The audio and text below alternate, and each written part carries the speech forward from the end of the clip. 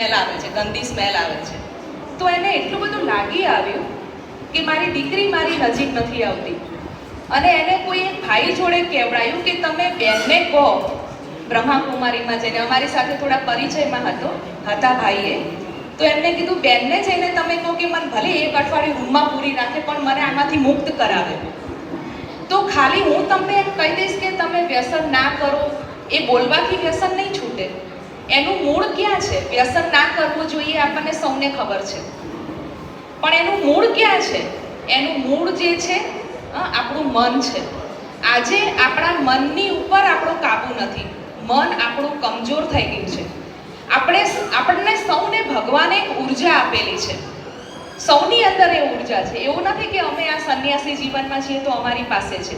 આપણા સૌની પાસે ઉર્જા છે, જ્ઞાન છે, અઢળક માહિતીનો ખજાનો છે. પરંતુ આપણે આપણી એ ઉર્જાને ક્યાં વાપરીએ છીએ? આપણી ઉર્જાને શું